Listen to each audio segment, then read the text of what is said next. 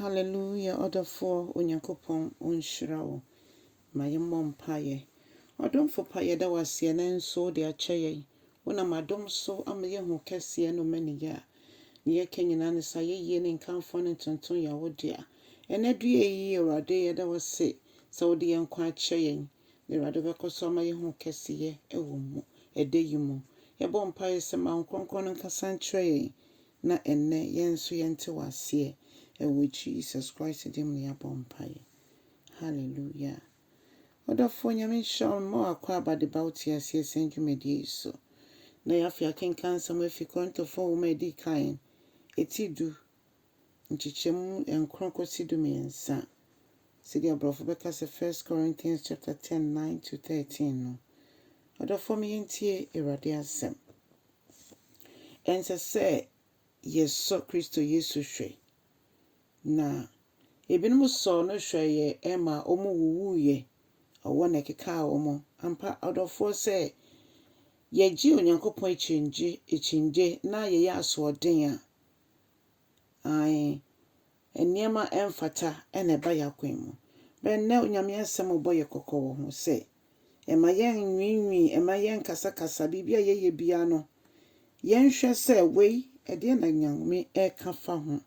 Said the praise be nyum catcher ya ade biara meye asem bia meka no etwase me bisa se eye Awurade fa na enkasa meka ne se nwinwi eye bibia enhyeda mmoa Onyankopon adwuma enhyeda mmoa ogidini na o se nkofo bebre nyame nkofo bi enwinwi ema onyame suma owo bofo ebe konkomomo ampa se ya so den ye fi nyame na ase a neche say na ya ne yama ye ho kwan say ne ye bone ento ye na se we no nyina esisi ye sensen na ho a Onyankopon nam so e de e kire ye se de be ya me ne wo nso ye be nante e wo kronkron ye mu an ye bia ye nyemani enye ne se de ye mani pa ne ye me Awurade na nyame ye na adom kese se wama yensen na ho se de be ye nkoto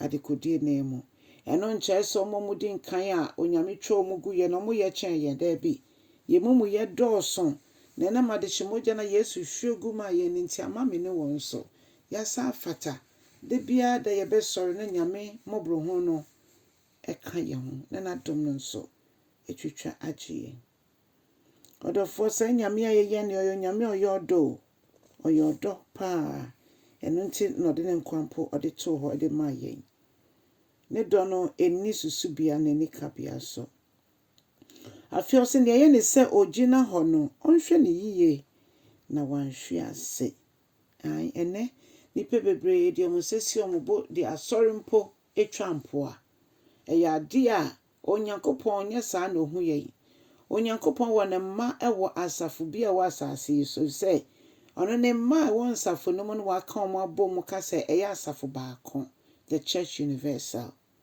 and it's nipa ni hwan say bebu aten there be da o say emu aten na ebu aten and it's ne ye ne so gina ho no onhwe ne ye na wanhwe ase nso hwe bia ba ya kwan mu bia no o say eno ma yensu ehu no ne momo no yen so hwe ba yen so no enye pe eso bia ne de eso bia ne de na so Nyankopon ne eburu yenso no omma kwan se beba yenso da osefo nbe fa kwan bebre so nanso Onyankopon ebemma ne susudua enya de a obemma ne kwan se onso yenhwema na mmro ne nyame apene so no eso eno nti enso hwe ba eba se yebetimi ejina na ye de ho ato Awurade so na Awurade eba ese Awurade makwan na enso hwe osefo ne beso yenhwe a osan so cheye kwan foforo obie kwan ma ye fa so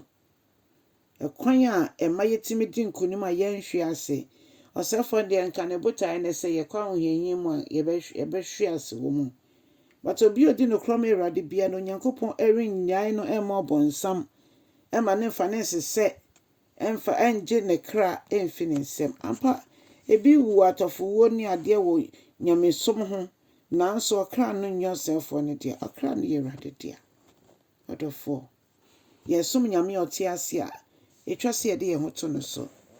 Yɛgye akyingye pɛ ne ama Nyame ayɛ ketewa bi na ɛba saa na ɛmma yɛnhu Nyankopɔn anuonyam. Sɛ ɔdɔfoɔ momma yɛngya yɛn ho mma Kristo berɛ a yɛtwɛn no yi. Sɛ ɔno na ɔbɛba abɛhwem yɛn akɔ, sɛ yɛbere na ɛbɛso asase so ma ewu akɔ, ne nyinaa no nka ahyɛ Awurade anuonyam. Awurade nyɛ yɛn saa na kyɛ asɛm no so. Ɛwɔ Yesu Kristo din mu. Amen and amen.